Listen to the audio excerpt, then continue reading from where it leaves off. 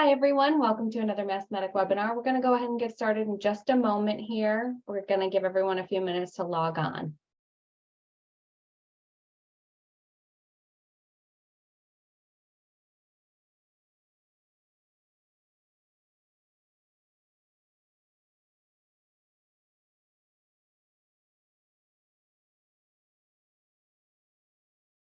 Hi there and welcome. If you've just joined us, we're giving everyone a minute to log on. Please bear with us. We'll be getting here started momentarily.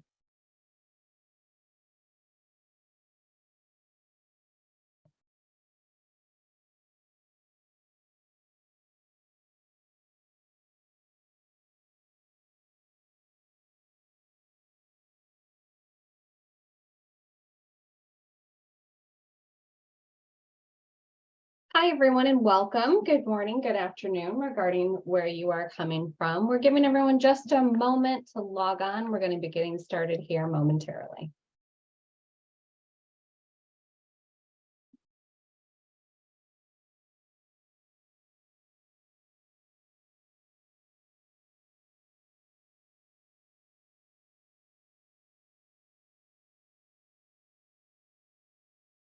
All right, with that, we're going to go ahead and get started. Welcome to another MedTech webinar. My name is Nicole Owens. I'm the Director of Marketing Communications for the organization.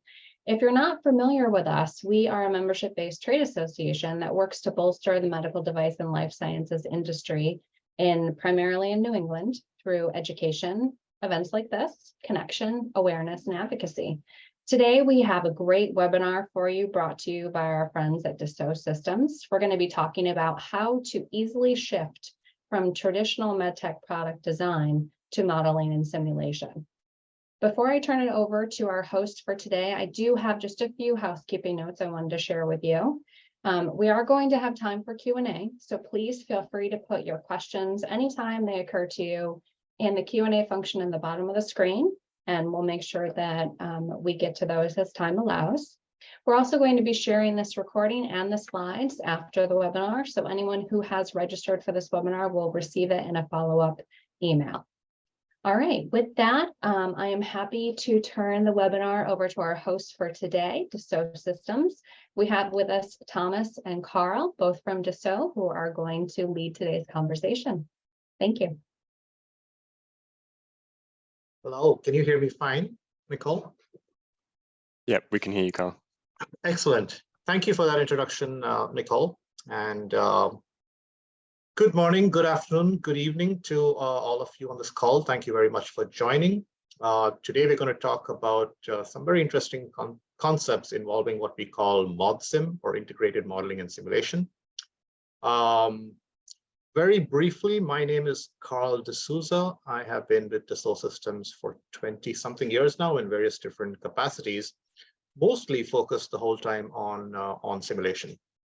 In my current role, I am responsible for helping develop and demonstrate the capabilities of our simulation solutions, specifically for life sciences and healthcare, which for us encompasses primarily medical devices and pharmaceuticals. And today I'll be joined by Thomas to tell you more about that. And with that, turn it over to you, Thomas. Thanks, Carl. So yeah, thank you for joining and thank you for taking the time out of your day to be with us. I'm really excited to talk about this topic and see how modeling and simulation can help you and has helped our customers create, design, and test safe and effective medical technologies. So I'm Thomas. I'm a solution manager for the life science and healthcare industry team at Dassault Systèmes. And so my role is to understand how our customers work, what are their business challenges, and what solutions we have at Dassault and the value that it can bring to them. So my coverage is mostly around product development, whether that be systems engineering, modeling and simulation, but also general PLM themes such as quality and regulatory compliance. So I'll be going through a quick introduction of who we are, the system, and Carl, you can change the slide, please. So I'll be going through who we are and what is what is our footprint in the life science in the MedTech space.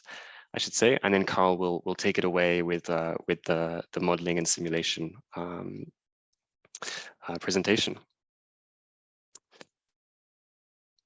All right. So Dassault Systèmes is a company with more than 20,000 employees.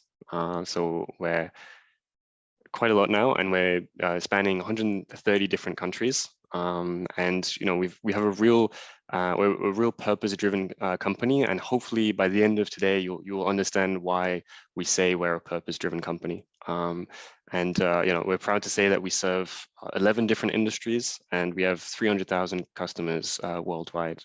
And so today we'll be looking at how we serve the life science and healthcare space. So I said we're a purpose-driven company, and really, our belief is that virtual worlds extend and improve the real world, and this is really fundamental to everything that we do, and drives our strategic decisions and our portfolio of solutions. And we'll see how that translates to the medical device space.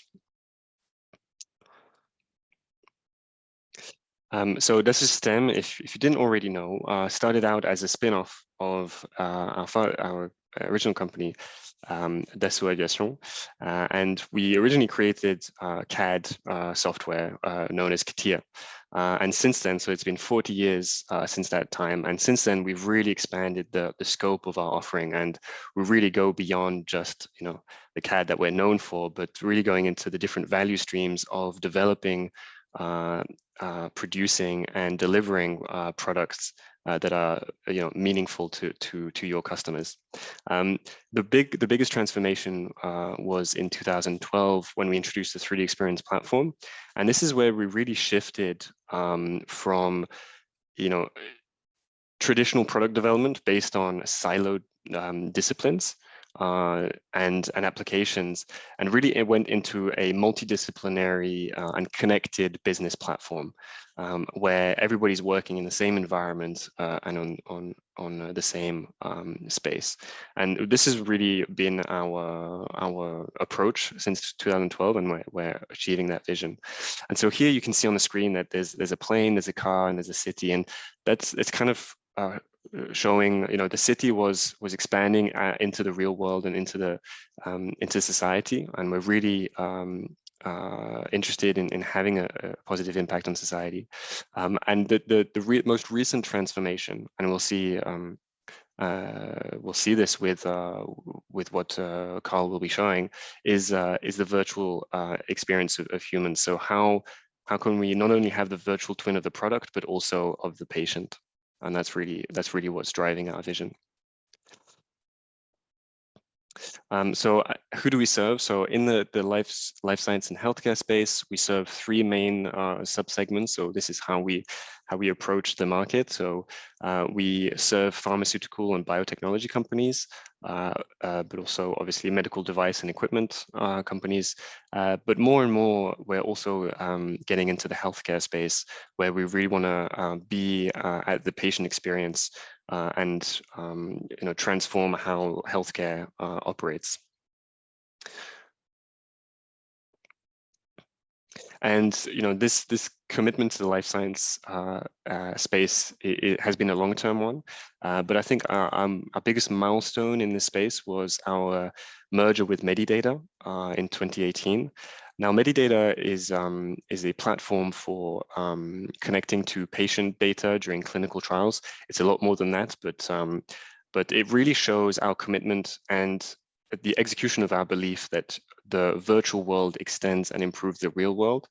We were known, Dassault Systèmes was known for the virtual space, the virtual twin of products. And our acquisition of Medidata has really enabled us to connect to the real world and extend to the real world, and specifically in the medical device space by connecting patient data to the virtual twin. And a lot of so these are our sort of numbers that we like to show off, but it's just to show you that our footprint is already quite large. So half of all medical devices and drugs are designed or engineered with our solutions, and all of the top 20 biopharma and medtech companies that you might already be a part of use our solutions at some point in the process. And we're really proud of that. And at Dassault, we have more than 4,000 employees dedicated to this space. So what is the 3D Experience platform? So I've touched upon it a bit, but this is what powers our brands. So you might know Simulia if you're here. You might know CATIA and SolidWorks for modeling and simulation, but we have a lot of other brands to cover different processes, such as Delmia for manufacturing.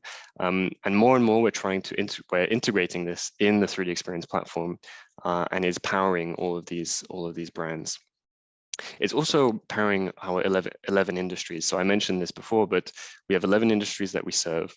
And we're very proud to say that last year in 2022, the life science and healthcare industry became the leading industry in terms of revenue for us. And I think this cements is a result of our long-term commitment that we've had to this industry. Now, the 3D Experience platform is a platform connecting people, data, and processes. So what do I mean by that? As I said, it powers our brands, and behind those brands, we deliver applications to help people in their daily job.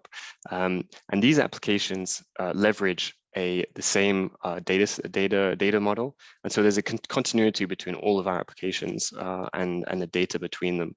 And so these applications are not only leveraging the same data, but are enabling different processes that are connecting people in a collaborative way. And this platform is enabling us to create the virtual twin of the virtual twin experience. And so we see different types of virtual twins, and for MedTech, we're trying to, as I said, we believe that the virtual world extends and improves the real world. And this is what we mean, is that we're going to be able to have a patient virtual twin, but a virtual twin of the product, also the process to manufacture it, and also the manufacturing plant. And so this enables us to make sure that the product is fit for the patient, the process is fit for the product, and the plant is fit for the process. And this, I think, is really what differentiates us from the competition, that we're really trying to go from the product all the way to the patient experience to improve patient outcomes by delivering safe and effective medical devices.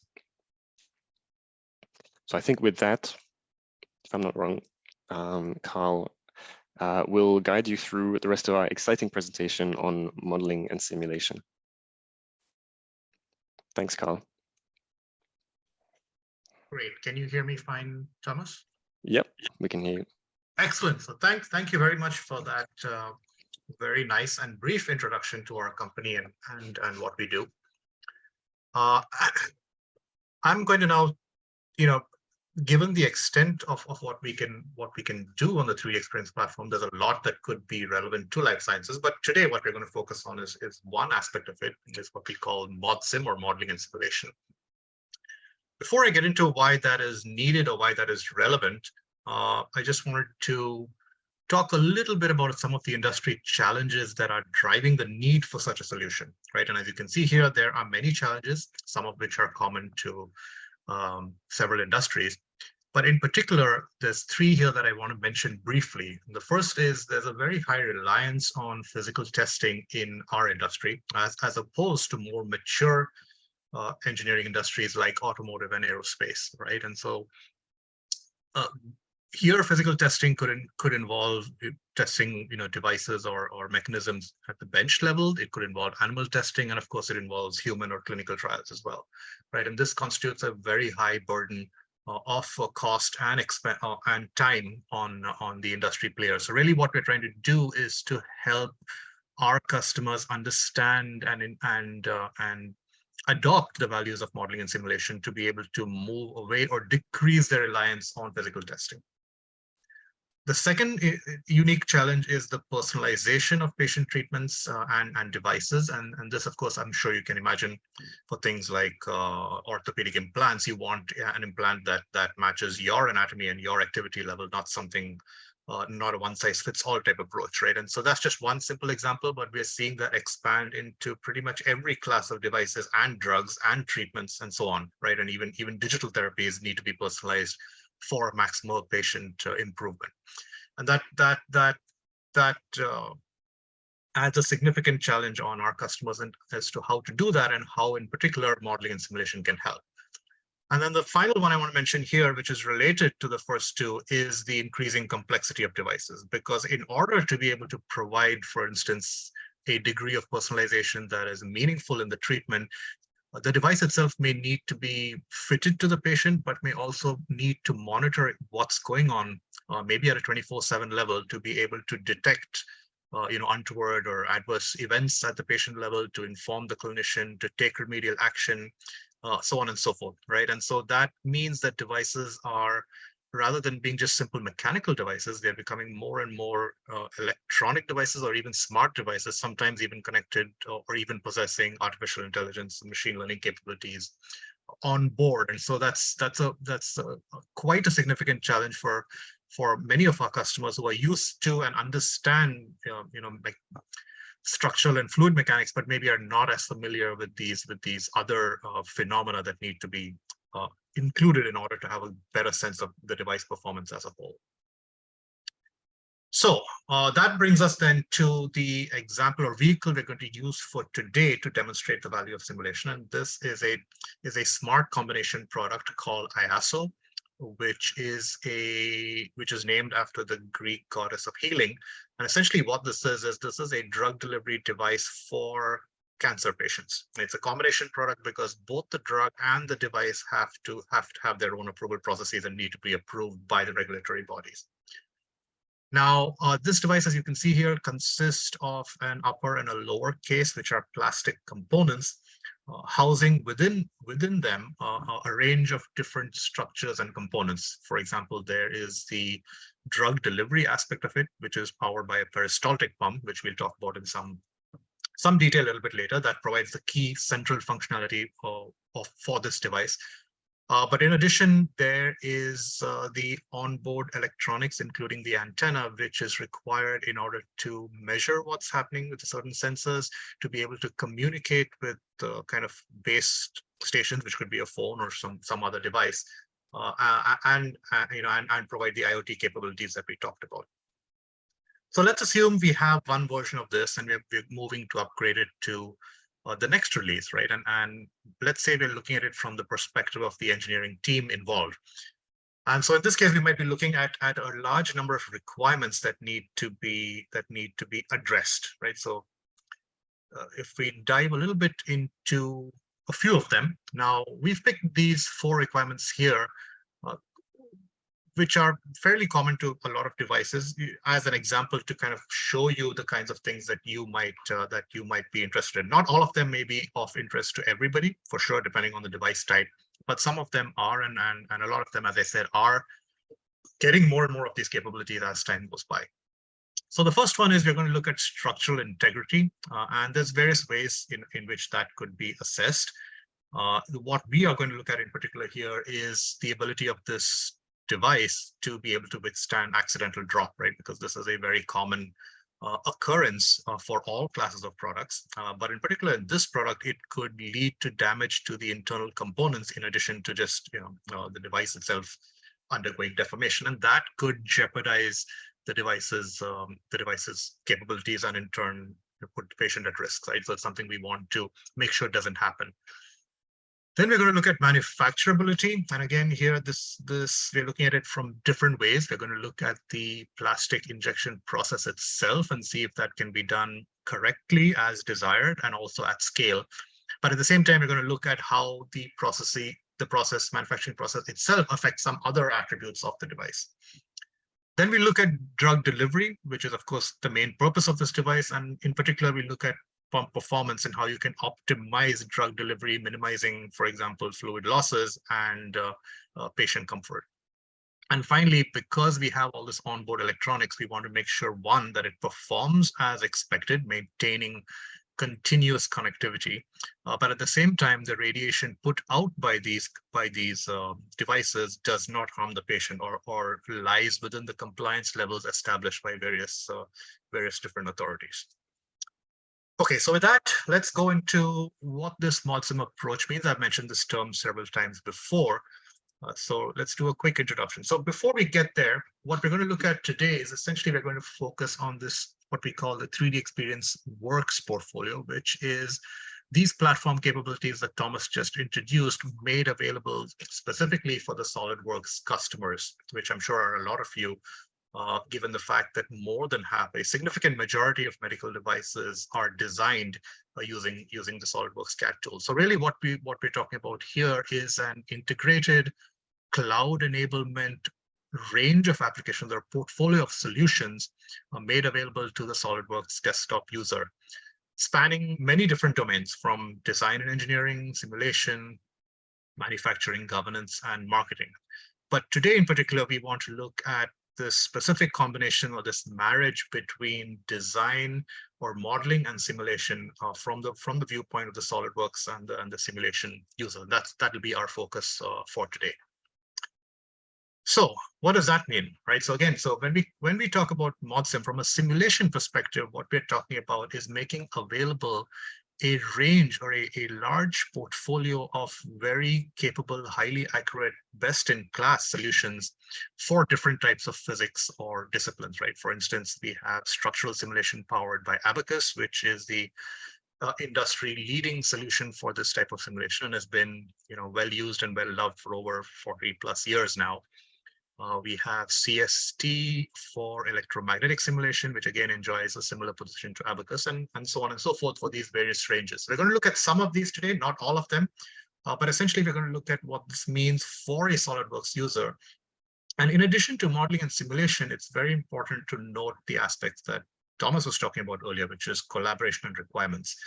So very quickly, what we're trying to do here is when we talk about simulation in the context of MODSIM and the platform, we are talking about this very strong correlation between the simulations that are being carried out and the requirements that they are being conducted to satisfy, right? So no longer are these simulations done as a one-off or in some disconnected manner. They are very much part of a system of validation of requirements that are coming from the engineering, or from the onset, right, where you say, this is my device, these are the things I want to ensure it has or it performs. And in order to make sure my design meets those requirements, I'm going to conduct the specific simulation, right? So the simulations are very intrinsically tied to requirements. And that allows two benefits. One, these requirements are often interdependent, right? So you want to make sure that they're run using a single source of truth, which is what this platform capability provides for you. But in addition, you also want full traceability from, did I actually meet this requirement? Where's the evidence for that? Because these are the kinds of things that would be required in your regulatory reviews, for instance. So you want full traceability to know what decisions were made at what time, when were design changes made, by whom and why, and bring it all together in a manner that you have full end-to-end traceability from the conceptual design all the way to its final, full 3D validation, and so on and so forth. And the way you would do that then is, of course, this is not done by one person. This is done by a team of people.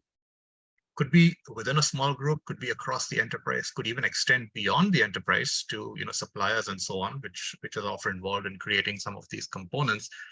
But what we're seeing increasingly is it goes even beyond that, right? So let's look at an example and show you this through, for example, a simple video that kind of illustrates this, right? So let's say we have an engineering team that is responsible for these requirements and has established, for instance, a set of tasks that are used to meet the requirements, right? Typically done through things like Gantt charts and so on. But this could involve a whole team. It would involve setting up these tasks. It could involve monitoring and assessing the progress made on these various tasks. And as I said, since they involve a team of people, you could have a project leader who is assessing these tasks, assigning them to certain people on the team for certain different attributes, monitoring the progress on these tasks, and for instance, bringing in additional people to review them, and so on and so forth. So this kind of video shows various things that could be done. Again, as I mentioned before, one very important aspect to this is the fact that this is not just a simple communication, right? You could add meaningful information like images, information. The whole 3D model itself could be provided from one person in the team to another person in order to evaluate certain things or to check things and so on and so forth, with commentary, with very detailed information that people can use to collaborate, very concisely with each other. Again, using this single framework with a single model. So it's not about email, it's not about uploading files, it's about direct communication using a consistent and single model by everybody on the team. Moreover, if I shift to this, you can use communities, for instance, to bring in more people, such as the marketing team, for instance, or even external reviewers. And a lot of times we see clinical professionals, doctors, and so on, who want to be involved in this process itself, right? And this is a way in which we can involve external stakeholders, even if they don't have expertise in modeling and simulation, or even if they don't have the specific rich tools for modeling and simulation. They can use very lightweight devices, for instance, laptops, or even tablets and iPads and so on, to be able to receive this kind of information on what's happening in the progress of the design, be able to provide their commentary, look at simple videos, and in a way, this makes collaboration much easier and expands it to a much broader set of people than would traditionally be possible in an engineering department, right? Where it's usually just people familiar with engineering and simulation who collaborate together, but they lose the ability to gain valuable insight from, as I said, marketers or clinicians or clinical trial folks and so on and so forth. And that's kind of what we mean by collaboration and requirements as facilitated by the 3D Experience platform, in this case for SolidWorks users. So with that as a background, let's kind of look at how that actually works. But now let's focus on the requirement simulations themselves, right? You'll see this kind of action. So let's go back to the core aspect of modeling and simulation. And let's look at them one at a time. We may not have time to cover all of these different aspects, but I want to give you a sense of how it works, so that if you understand one of them, you'll get a really good feeling of how it might work for a different attribute or a different physics, right? Because they all work in a consistent manner, as I said before. Okay, so we have about 30 minutes. Okay, so let's start off with the first one. We are going to look at structural integrity as assessed, in this case, by a drop test. So a drop test, in very simple terms, is just simply dropping this device from a specified height at a specified angle or orientation, and then looking at what possible effects that might have had on the structure itself. In order to do that, we are going to use the most comprehensive structural simulation tool available, which is called Structural Mechanics Engineer, that provides capabilities for both linear and nonlinear statics and dynamics, both implicit and explicit. So it's really the broadest range of capabilities that you can get from a structural simulation perspective. I want to remind everybody that this is still all based on Abacus, which many of you are familiar with, or might have other people in your organization are familiar with. So you have the confidence that what you're using here is really the state-of-the-art solver for these kind of simulations. What's also important is there's a very comprehensive range of material behavior modeling capabilities, which is important, again, for our purposes, because these devices tend to involve not just simple linear elastic parts, but often involve polymeric components, rubber-like materials, could even have composite materials, woven materials, very, very complex materials that need to be modeled accurately in order to make sure that you're getting the right results if you're going to replace physical testing. There's also very sophisticated contact modeling between these various components, which could number in the hundreds sometimes, even small components like this. So you want to make sure you're getting those connections modeled accurately, because they affect the behavior and the usability. And finally, there are interesting features like, for instance, the ability to model fluids behaviors within this. So within this structure, there is, I forgot to mention this earlier, but there is a flexible pouch at the bottom here, which contains the drug. And you want to make sure that you're capturing the effect of that fluid when you're doing the drop simulation. So let's look at that again through a very simple video. So this is now when you brought your SolidWorks model onto the 3D Experience platform and you've begun the process of setting it up for simulation. So for those of you familiar with simulation, I'll go fairly quickly to this. This is your typical pre-processing steps where you're defining different section properties in the model and so on and so forth. In particular here, as you can see, let me just pause here for a second, you are assigning material behavior to this flexible pouch component, right? And in this case, you're choosing a hyperelastic behavior because that's what the pouch, that represents the real physical behavior of the pouch, and you want to make sure you're capturing it correctly. Oops, sorry, let me just go back quickly here. Yeah, so say you've done the pouch, we got there. You can also, so here is where you are using what's called smooth particle hydrodynamics behavior to capture the behavior of the fluid or the drug which is inside the pouch. And the reason we're doing this is because it's a relatively inexpensive way to model the behavior of the fluid insofar as it causes the overall motion of the structure to change, right? So we're not really interested in this case in the fluid itself, but we want to know that when this thing falls and hits the floor, for instance, as that fluid begins to slosh and splash around, we are accounting for the changes in the center of gravity of this overall device, because that will affect how it reacts, what damage is caused to it. So once we do that, then we go through a whole bunch of other steps. We're trying to get it in the right orientation because we want to have it fall on a specific corner, right? So we orient it as we want to simulate and so on and so forth. So I will go relatively quick through this setup of the simulation.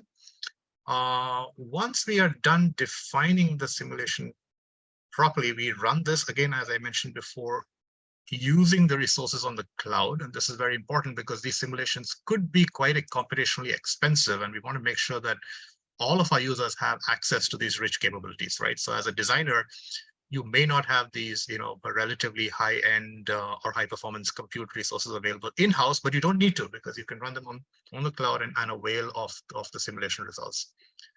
So what does this look like? So this result, when it's done, what we see here is effectively that there is a kind of separation between the upper and the lower compartments of this device, which is not something we want, right? Because not only does it look imperfect to the user, but as I mentioned before, it could have consequences on device performance itself. So multiple things could be done. But let's say in this case, you're the SolidWorks designer and you decide to go back and maybe modify the design of your clips that were holding these mating surfaces together. Right now, you are familiar with that. You're familiar with SolidWorks. You can go ahead and very easily make these changes. When you are done, the great news is when you come back for your next simulation, you don't need to redo anything, right? Everything that you've done before is now associated with your specific model. And once you come back to the platform to run your subsequent simulation, everything is ready for you, right? And that's a huge burden that's saved for you in terms of this associativity between what you've done and all simulation attributes that were created by you before. In fact, you can go so far as to automate the entire process so that somebody else, for instance, could have designed the simulation process for you, and you as a designer simply have to just bring your model onto the platform associated with that simulation or scenario, and from there everything is automated, right? And that's increasingly what we're seeing in the industry or with our customers who are asking for these relatively complex processes to be automated for them because it's stuff they do day in and day out. So in any case, so we run exactly the same situation as before, but now we have a chain design. And you can see here, this allows us to compare the before and after, or the baseline design on the left with the modified design on the right. When we zoom into the region of interest, we can see that initially those parts were separating from each other in red. Now they remain connected to each other as they should in green, which means that this particular fix that was attempted is doing its job. So that is kind of what we mean by this ability to easily model to this integrated modeling and simulation approach that we're calling MODSIM in here. Once again, as before, you can create these very simple animations, videos, whatever it is, and make it available to everybody in your organization who has a stake in the design of this process. So it's 10:36. Okay, let me go a little bit quicker here. I'll do one more of these to give you a sense of attributes. So for manufacturability, like we mentioned before, we are going to look in this case at plastic injection molding.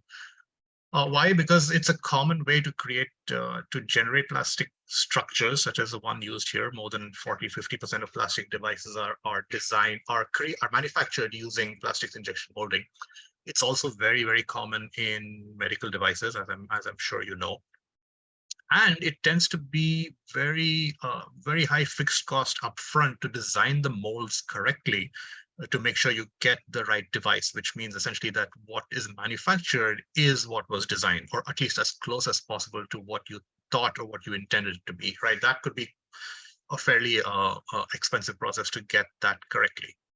So what we're showing here is again, a fully integrated solution, which has a very simple designer-centric interface, which could be used by people like myself who are really not plastic flow specialists, right, or plastic injection molding specialists, but we are designers and we want to have a tool that can give us insight into how our as manufactured device might behave. So let's again look quickly through this here. I'll play this video for you. So here's what the initial geometry looks like in SolidWorks. Here we're looking at the upper and the lower cover or mating surfaces. In this case, we want to design the plastic injection process, right? So we fire up the plastics injection application directly from within SolidWorks. When we get into it, as you see here, there is a very simple step-by-step guiding process that allows us to set up the simulation. Again, as I said, intended for non-experts like myself, right? So in this case, there are more than 4,000 different material or plastic material properties that are available, covering things like rheological and temperature dependent properties and so on, that we could associate depending on the polymer that we have chosen. We can then pick the injection location ourselves for the injection molding, or get some guidance, automated suggestions for the best ways to locate these gates for the injection molding process. Again, so I'll skip through a little bit of this. Once we're done with these, as before, we run the simulation on the cloud and we look at the results of that simulation. So let's go from here. So in this case, we are looking at the results of this simulation. And we can see, for instance, the plastic fill simulations. We can look at how the simulation is progressing. We can maybe identify regions that are not being filled correctly, right? So for example, in this case, we see that the region in red is where we have a short shot, or in fact, where we have imperfect or incorrect filling, which is of course going to degrade properties or be non-manufacturable. So again, we want to go back like before and make some changes. In this case, we make a very simple change of just extending the width of the lower section, making it broader. We expect the polymer to flow more easily into a section with a larger size, for instance. We do that as before. We come back onto the platform. When we do that, everything is in place for us to rerun the simulation very easily. When we do that, we see, for instance, here's a filling simulation, and we see, for instance, now that all the parts are being filled as intended. We can even conduct warpage simulations, which is what would happen when you take the plastic part out of the mold. It's going to undergo some degree of warping. You want to make sure that warping is within the tolerances that you've established, right? So that's something you can verify as well. And finally, once you're done with that, you also have you can make sure that it's filling at the correct rate without any disturbances or inconsistencies in a kind of a monotonic manner, which is again something that is of value in ensuring a device works as designed. And you can also get things like fiber orientation from the fill simulation itself, which is very important, or could be important, in determining the material behavior of this part after it is manufactured. So for instance, I'll show you really quickly here another type of simulation. In this case, you're running a snap fit simulation, which is making sure that these two parts are connected and can be disconnected from each other as designed. But when you do that, you want to make sure that you're actually using the manufactured materials. You're using the parts, using their properties as those properties are after the manufacturing process, which means you can map the results of your plastic fill simulation onto your subsequent mechanical simulation, in this case, a snap fit simulation, because they will affect the results of that. And you want to make sure you're taking that into account and not just considering that the entire part is isotropic, which it would not be in this case. So this is showing you how you can very simply map the results from a first initial simulation to a subsequent simulation of a different physics. In this case, you're going from plastic flow to structural simulation. Again, as before, I'll go quickly here, but say you're running through, you do all these simulations, you set up your snap fit properties, you run the structural simulation, everything is done, you get the results. You find, for instance, that your stresses that are generated during the snap fit simulation are fine. So that's good news. But if you continue, for instance, going a bit further, you might find out that the forces being generated are a little bit high, right? You're getting a 2.18 Newton here, which is more than the forces that you've designed by, which means it could be too difficult to open. It could lead to a bad user experience, or it could even degrade the performance of the device, the as intended use of the device. Again, several things you could do. In this case, we're going back to SolidWorks, making some changes to the clip. Coming back to see if that helps, everything exactly the same as before. When you come back onto the platform to run your simulation, everything is ready to go. You hit run, you use your cloud resources, you come back, and at the end here, again, you're comparing them before and after. You can see here very easily that your changes were able to reduce the force required to in the snap fit simulation, and now it fits within your accepted criteria. So that's two examples we have looked at. Hopefully, it's giving you a flavor of how this MODSIM process works in practice. I'm going to skip the drug delivery one and go to the last one, really, which is on the antenna design. So let's go to the show here, and let's come back here. Okay, so this is I wanted to, the other one simulation is again fluid behavior, which we have seen before. This one is a little bit unique, and as I mentioned before, with the growth of such smart devices, we are seeing more and more users become interested in looking at electromagnetics, and this is not an expertise which is very widespread. Right, so we're seeing a lot of mechanical engineers looking for help and solutions in including these electromagnetic objects, components into their mechanical designs and making sure they do that correctly. So let's look at a quick example of doing that here. Now, in this case, we are using what's called the electromagnetics engineer role. Just like in the case of we saw with the structures, this is based on the industry-leading CST and Opera technologies, which are part of the Dassault family right now. The solver choices enable you to do a very large range of applications at very high frequencies, as well as low frequencies, magnetostatic type analyses. Again, there are some very interesting solution capabilities that make your job easier, such as a large built-in library of antennas, similar to what we saw with the plastics properties before. And in addition, there are human models that can be used as well, and that's what we'll look at shortly. So as before, let's take a look at how this works in practice. So let me run this thing. So what we're seeing here in red is the antenna. This is like a conformal antenna, which is located within the device, conforming to its geometry. And this is important because for these small devices, you need to have antennas that you can fit within the device, right? That are able to occupy a very small space, don't add much weight, but still need to have the performance that is needed so that they can maintain this 24/7 connectivity, which, as mentioned several times, could be crucial to the device performance and the patient outcome, the patient health. So again, we are here. We have saved. We have designed we have proposed, for instance, a first design of this antenna. As before, we are going on to the platform. We are launching CST Studio Suite from the platform. Just like in the case of the structural analysis, there's a number of operations that need to be done to create our simulation object, which we're going through over here, which I will go through fairly quickly, as they'll be relevant mostly to electromagnetics engineers. Let's say we've done all of that. We are again availing of cloud resources. In this case, we can also use GPU resources, which is what we're doing here. Once we have set this up, we can now look at our results. So let's look at what results we are seeing in this case. So in this case, this is a Bluetooth device. So that means it needs to perform optimally at 2.45 gigahertz.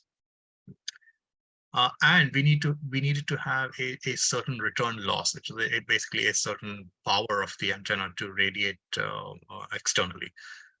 In this case, we are missing both of those targets, right? So we are a little bit above the desired frequency at 2.8 gigahertz, and our losses are not as high as we wanted them to be. We wanted something less than -10 dB, but we are at -7.58. So the question, as before, is what do we do about this? Again, as I'm sure there's the electromagnetics engineers among you would think of various different solutions.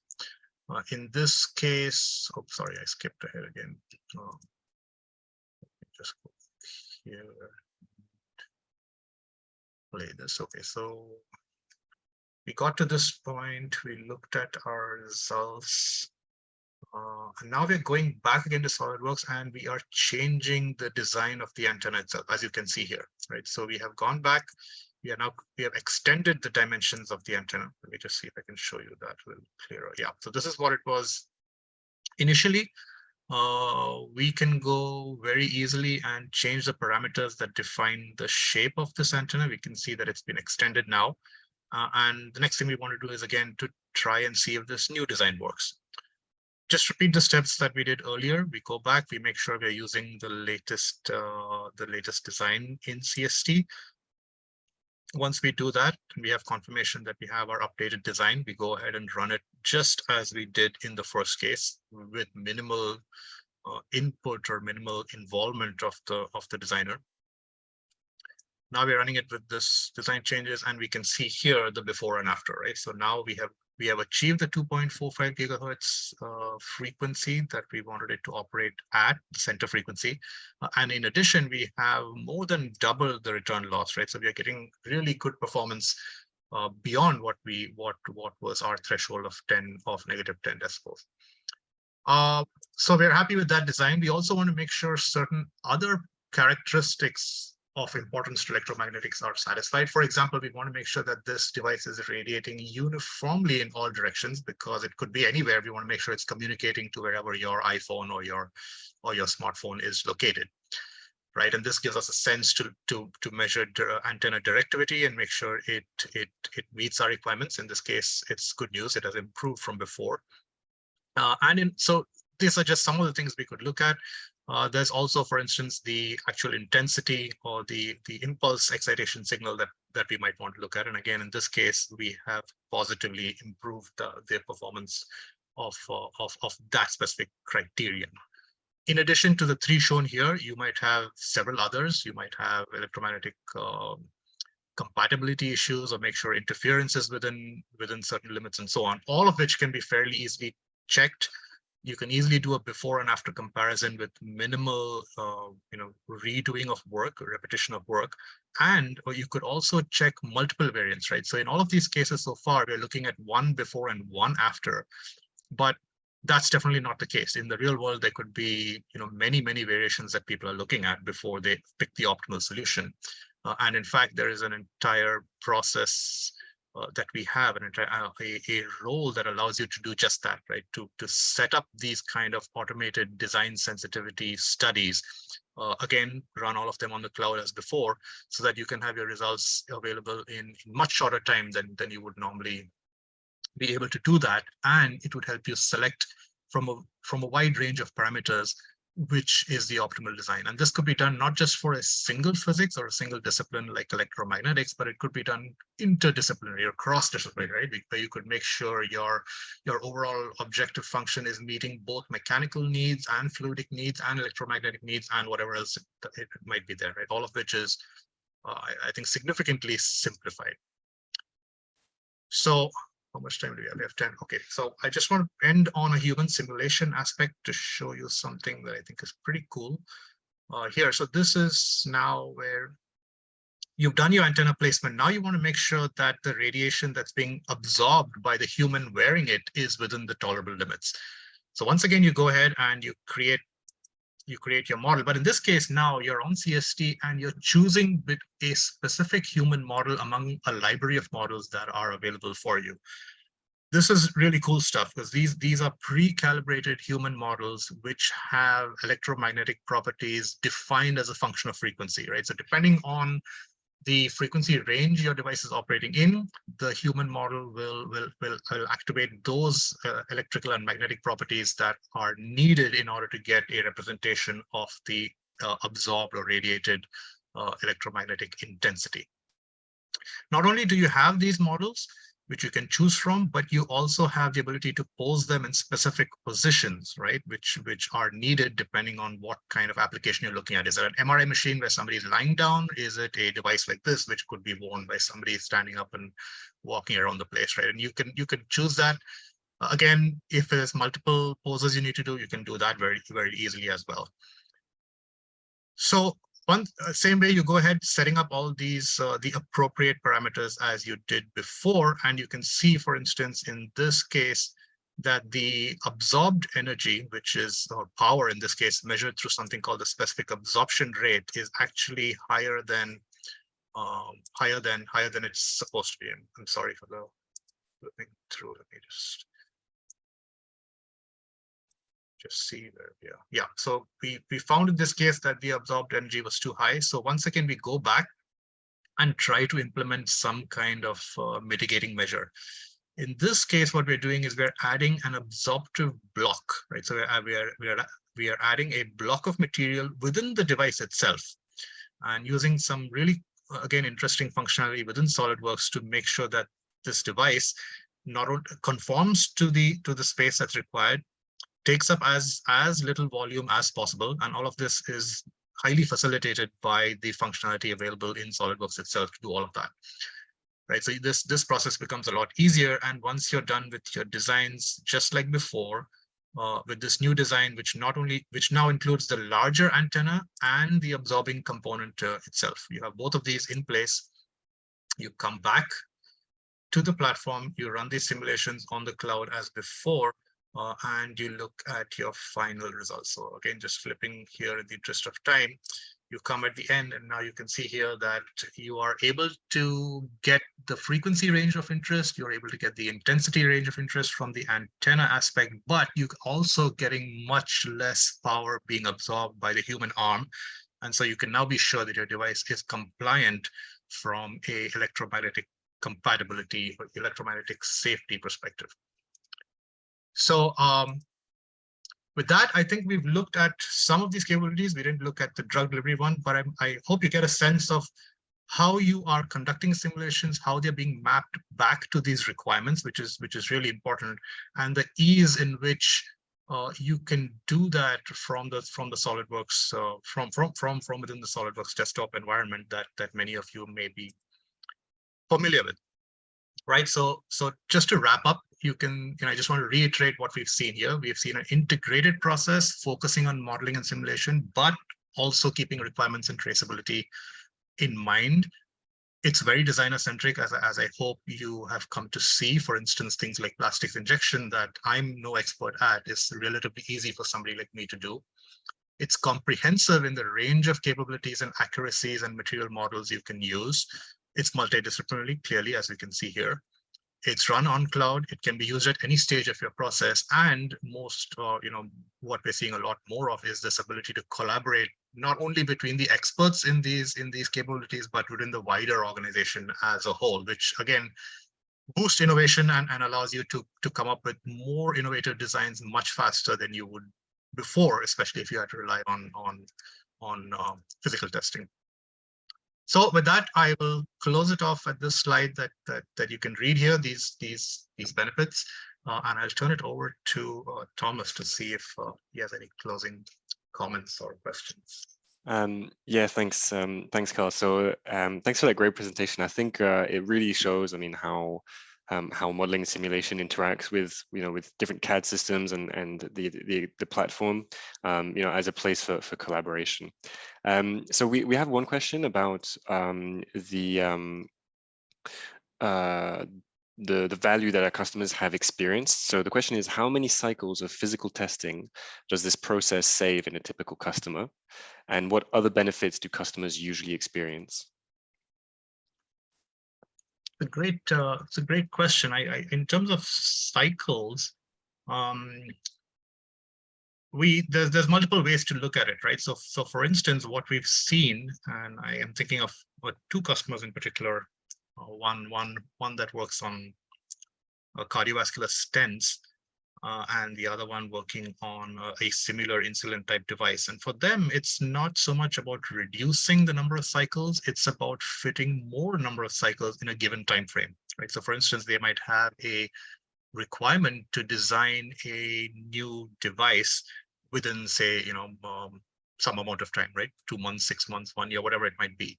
And traditionally in the past, they would have to fit all of their physical testing or needs and within that time frame, right? And that would maybe give them the ability to try 2 or 3 or at most 5 different variants of their device. Today, with this technology, they are able to go to 10 times that, right? So they're measuring the productivity gains in terms of the multiple of design variants that could be assessed. So that's one way to think about it, right? And now you might decide if you can go 10 times the number of variants, then you're going to consider it a 10 times reduction in time. And I think different customers would have different ways of doing that. I like to look at it as expanding the innovation bandwidth, right? So designing or trying out more designs to be able to hit on something that you think is going to be game-changing for your company. Thanks, Carl. And while you were talking, I did a bit of digging through my notes, and I just added some KPIs in the chat. So you can have a look at those. I mean, it's obviously based on from customer to customer, but I think we've seen, we've recorded, like, for instance, up to 50% reduction in prototype iterations rather. And 30% reduction in design failures, for instance, and also up to 50% reduction in days actually waiting for test results. Yes. Reducing that iteration loop between design and testing and results, which we've illustrated today. One more, just to add to that, Thomas, there's one really interesting criterion, which is up to 90% reduction on reliance on physical tests, right? If you can simulate something with required accuracy, eventually it gets to a point where you never need to do that test. Now, not everybody gets there, depending on how complex that process might be, but oftentimes we see adoption of simulation resulting in a very dramatic reduction in the need for physical testing, which can be measured both in terms of time as well as in cost. Thanks. And we're coming up to the hour, but we have another question regarding, using, because obviously not all of our customers use SolidWorks. So how can people that don't use SolidWorks leverage this type of workflow? Good question, and they can benefit from it in exactly the same way as I've shown here. I mean, there's a little bit more integration that's of course possible with SolidWorks, but nothing here is unique or cannot be done by customers using other third-party CAD softwares. And we'll be very happy to work with them to make sure they can leverage this MODSIM capability as best as possible. Okay, thank you. So I mean, that's up to the hour. So I guess we don't want to go over the top, but I just want to thank you, Carl, for this great presentation, and also all of our listeners for taking the time out of their day to listen to us. So thank you very much, and hope to talk to you soon. If you've got any closing remarks, Carl. From my side, it was a pleasure to discuss this material. I hope it was useful to all of you on the call, and Thomas and myself would be very happy to hear your feedback if you have any comments or follow-up questions for us. Thank you very much for the opportunity to MassMedic. Yes, and thank you, Carl and Thomas. Great presentation, lots of really useful and interesting information.